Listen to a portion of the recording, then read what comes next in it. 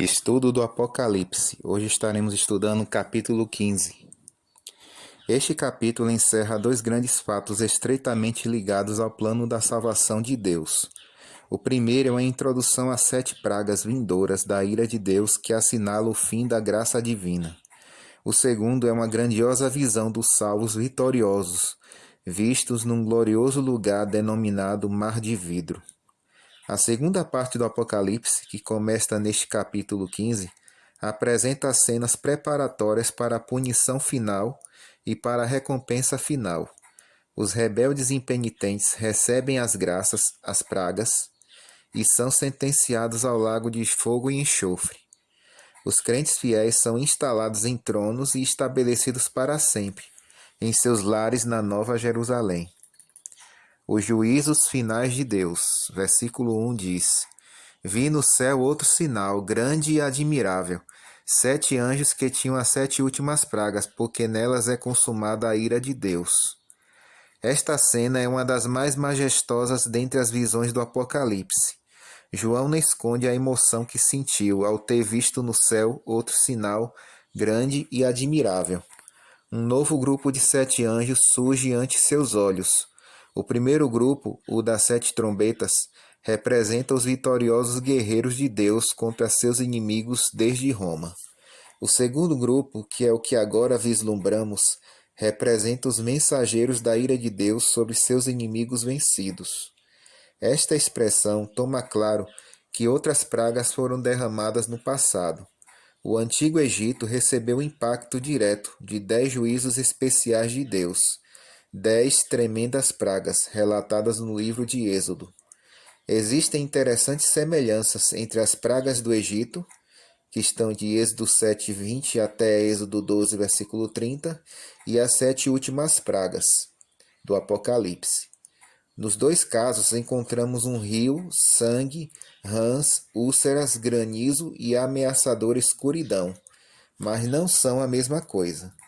As 7 últimas pragas representam o clímax, ou o limite superior da punição, e elas serão derramadas sem mistura. Apocalipse 14, verso 10.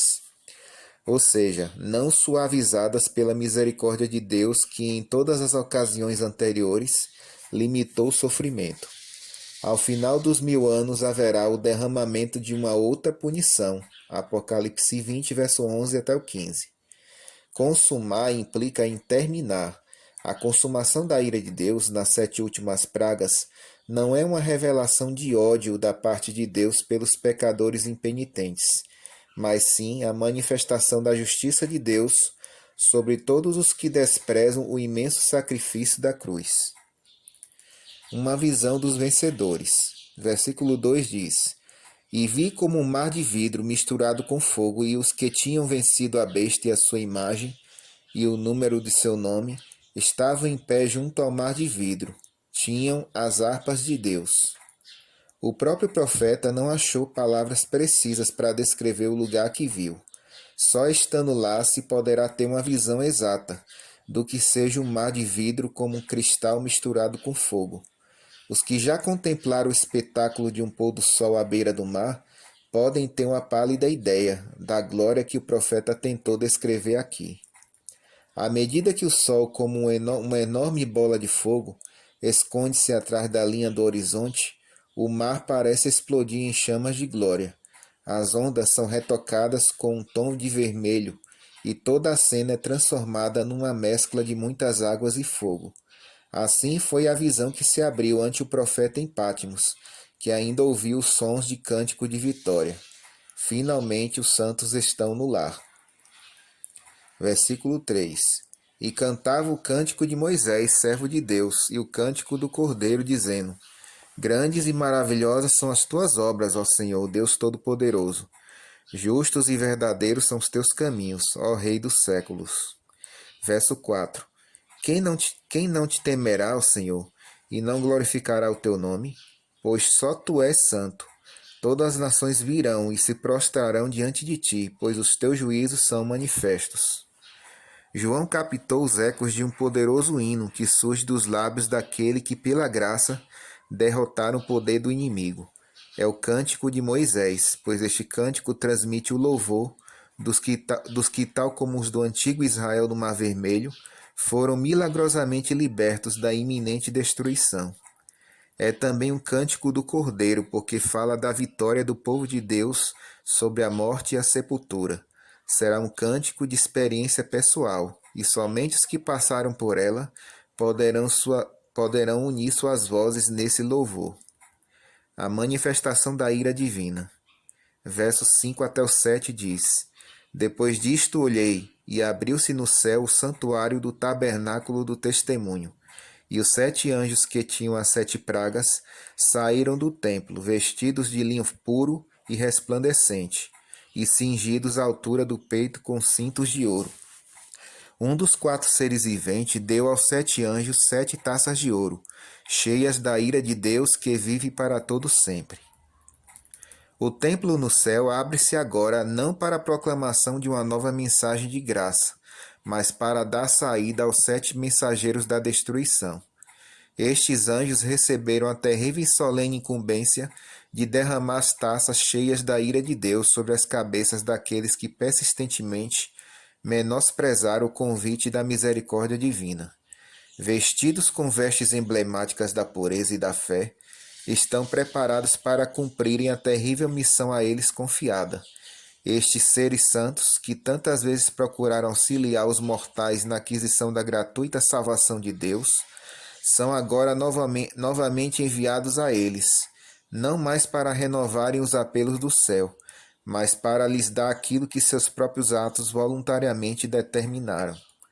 De um dos 4 seres viventes, recebem as 7 taças de ouro cheias da ira de Deus, sem a mínima mescla de misericórdia de que era acompanhada em outros tempos. O pecador terá que receber sem qualquer clemência a consequência que ele mesmo escolheu. Receberá não o que Deus para ele havia separado, porque isto decididamente rejeitou, mas aquilo que foi a sua própria escolha, em desafio aos desígnios divinos. Versículo 8 diz: E o templo se encheu de fumaça, procedente da glória de Deus e do seu poder, e ninguém podia entrar no templo, enquanto não consumassem as 7 pragas dos 7 anjos. Na dedicação do primeiro templo, o rei Salomão subiu numa pequena plataforma de bronze, ajoelhou-se, abriu os braços e fez uma grandiosa oração. Quando terminou, a glória do Senhor encheu o templo. Os sacerdotes não podiam entrar na casa do Senhor, porque a glória do Senhor tinha enchido a casa do Senhor. 2 Crônica 7, versículo 2. Aquela antiga manifestação de glória marcou o começo do ministério sacerdotal no Templo de Salomão.